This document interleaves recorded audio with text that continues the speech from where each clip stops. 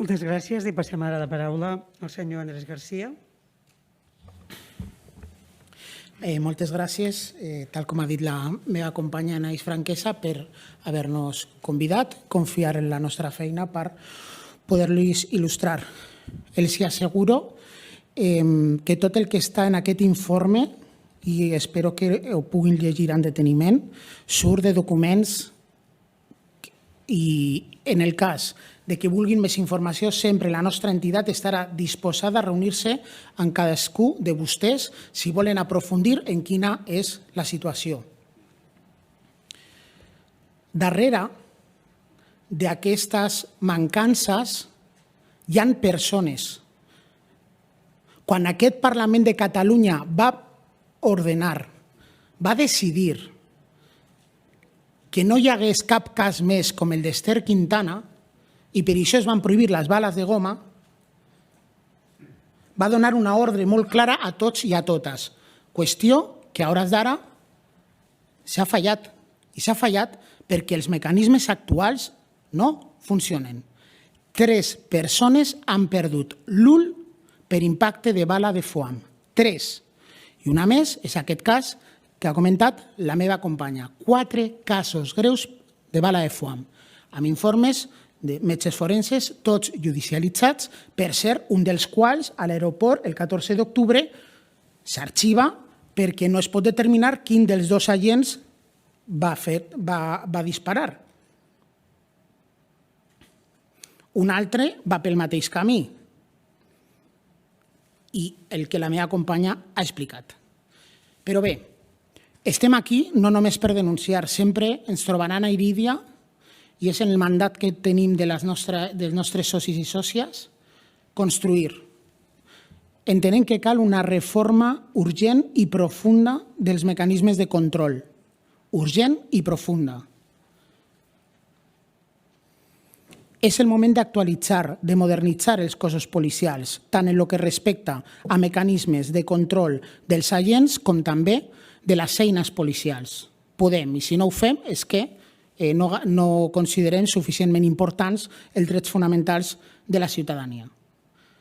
El primer que els recomanem per canviar les coses és que efectivament considerem que és evident que cal que el Parlament de Catalunya acordi mitjançant una llei la creació d'un mecanisme independent de control de la policia.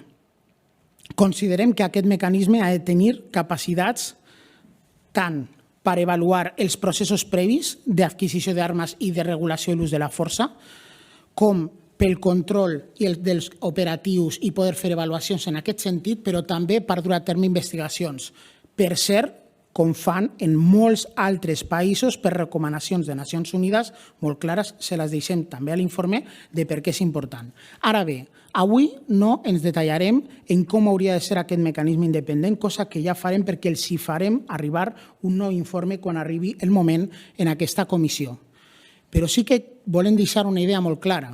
Si volem avaluar el nostre model policial, és clau que s'avaluï quins són els seus mecanismes de control i avaluació del cos. És clau. És clau, perquè si no el model falla, perquè si no s'està fallant a la ciutadania, si no hi ha transparència, si no hi ha rendició de comptes, si no hi ha control, s'està fallant. I vostès i la societat civil tenim l'obligació de donar aquest pas i convertir el model d'avaluació i control en un model referent a Europa. Ara bé, hi ha alguns països, com el Regne Unit, com Bèlgica, com d'altres, que ens porten molt avançat i ja tenen aquest mecanisme independent. I no passa res i tot funciona millor i, de fet, l'estan ampliant pel Parlament més competències cada any que passa. També plantegem que és necessari que es realitzi una reforma dels mecanismes interns d'investigació i control del cos de Mossos d'Esquadra. No funcionen com estan ara. Primer de tot, més autonomia. Ara, per activar-se, la Divisió d'Afers Interns necessita que l'activi des de la Direcció General de la Policia o un jutjat. Cal que tingui autonomia d'actuació, cal que pugui actuar d'ofici i cal que tingui la capacitat, la ciutadania i les entitats com la nostra d'adreçar-nos directament. Per què a vegades, quan s'inicia una investigació i arriba al cos perquè arribi a la DAI passen mesos? El que considerem és que cada cop que un ciutadà interposi una denúncia per un cas en el que pugui haver-se implicat un agent de policia, el cas ha d'anar a la DAI. En el cas que un jutjat demani, per exemple, a una unitat de l'ARRO que doni explicacions en un cas en el que s'està investigant un agent d'aquella mateixa unitat, aquesta resposta l'ha de donar la DAI. S'ha de centralitzar tot el que té a veure en funcions de policia judicial a la divisió d'afers interns del cos. Òbviament, per això se l'ha de dotar de més mitjans i de més capacitat i de més autonomia. Així mateix, considerem que és fonamental que estigui a prop de la ciutadania, que com a mínim hi hagi una oficina oberta de la DAI a cadascuna de les capitals de província perquè la població se pugui adreçar i que sigui molt clarament un edifici diferent a una comissària, perquè la gent tingui la confiança i saber que podrà estar anar a un lloc dins del mateix cos que té suficient autonomia com per poder interposar aquesta denúncia i que se canalitzi de manera directa. Perquè el que no és normal i és una anomalia és que la gent vagi a entitats com la nostra per poder denunciar amb seguretat, cosa que ara mateix no es fa. I tenim molts exemples d'això.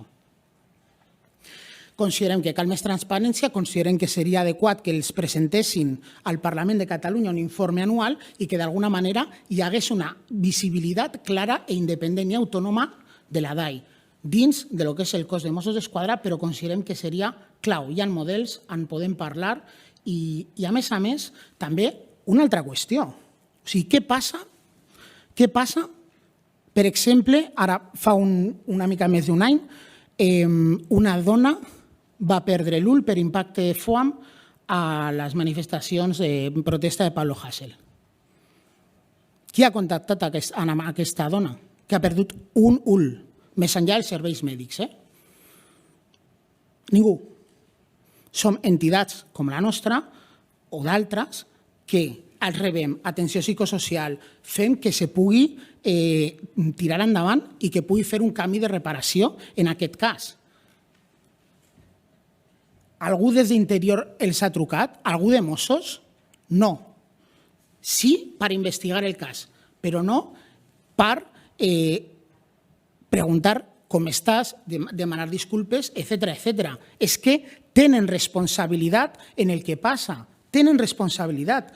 Per això considerem que s'ha de garantir l'atenció integral també en el marc de la DAI i poder-lo derivar a lo que serà una altra recomanació, generar una oficina d'atenció a víctimes de vulneració de drets humans del Govern de la Generalitat de Catalunya. Així mateix, plantegem altres elements com la necessitat d'incorporar, de generar un canvi a quina és la manera de la incorporació d'armes i eines policials. Considerem que ha de tenir el futur mecanisme independent un paper, però fins que arribi considerem que s'ha de generar un procés que sigui més participatiu, més transparent, que hi hagi una política de transparència al cos, que es publiquin els protocols, que puguem saber que feia anys que es permetia disparar a la zona del cap a les persones amb foam. És que 3 persones han perdut un ull i una altra va acabar a la UCI. I respecte al foam, després els plantejarem tota una sèrie de mecanismes de control del foam. Però sempre hi haurà un risc, sempre. Tot i que hi hagi traçabilitat, hi ha els mecanismes, tenim tota una sèrie de bateries. Però sempre hi ha un risc. I vostès tenen la responsabilitat també i la ciutadania de poder plantejar si com a societat volem assumir el risc de que es generin danys que puguin ser irreparables i permanents. En aquest sentit, la nostra entitat, i és el primer cop que el diem, també he vist com s'ha funcionat fins ara i els resultats lesius que hem tingut en els darrers 3 anys, considerem i sol·licitem que es prohibeixi la utilització de les llançadores de foam per part del cos de Mossos d'Esquadra, pel seu caràcter altament lesiu i potencialment letal. Malgrat s'introdueixen mitjans efectius de control i traçabilitat, sempre hi haurà un risc inevitable de causar una lesió permanent i irreparable a les persones que rebin un tret en zones vitals. Entre que el Parlament no aprovi, ja sigui en el marc d'aquesta comissió o més endavant, consideren que calen mecanismes de traçabilitat efectius com la geolocalització de l'arma i una numeració dels projectils que permet identificar de quina arma o agent procedeixen, així com la incorporació d'un sistema d'enregistrament de vídeo i àudio que pugui també gravar de manera nocturna i que se pugui conservar, com passa amb l'Staser, per cert, en un servidor al que pugui accedir pocs membres del cos. Així mateix que s'estableixi que només es podrà disparar en cas d'amenaça imminent de lesió a persones, així mateix com que es deixi d'utilitzar els projectils CIR-X, que són aquells projectils que són els més lesius, que són els que saben que van lesionar fa un any i pocs dies a una dona en les protestes per Pablo Hasél. Així mateix demanem que el sistema que el nou sistema d'identificació d'agents antiavalots s'estengui ja a l'ARRO, anem molt tard, se va aprovar el 2019 i estem al 2022. Considerem que és clau també analitzar quines són les dinàmiques de racisme, de biaix ètnic-racial, com ja va reconèixer un dels caps de Mossos, com l'Eduard Sallent, i que se pugui fer una auditoria real, externa, amb professionals, amb experts, amb la participació de les comunitats afectades per generar polítiques de canvi en el futur i perquè això no impacti tampoc en els casos de violència institucional. Que s'adapti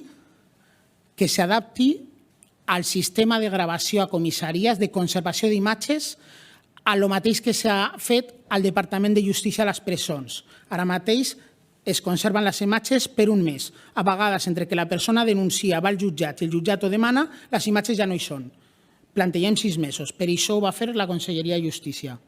També que se promogui un reconeixement de les persones afectades per vulneracions de drets humans a Catalunya i emprengui accions efectives per garantir de forma integral els seus drets a la veritat, la justícia i la no repetició.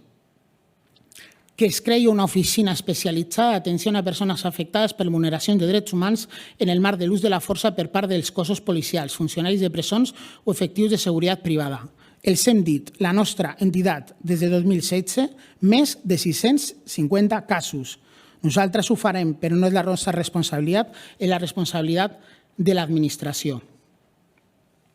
I dit això, simplement ja acabem aquesta primera part de la intervenció agraint la seva escolta i amb tot l'ànim constructiu que tenim i de veritat que el que volem és millorar, fer créixer el cos de Mossos d'Esquadra, modernitzar-ho i que podem estar orgullosos dels mecanismes de control i d'investigació com estem del sistema d'identificació que, per cert, ja ens permet avançar a l'hora d'identificar possibles males praxis, el qual és una seguretat per la gent, però també per la ciutadania.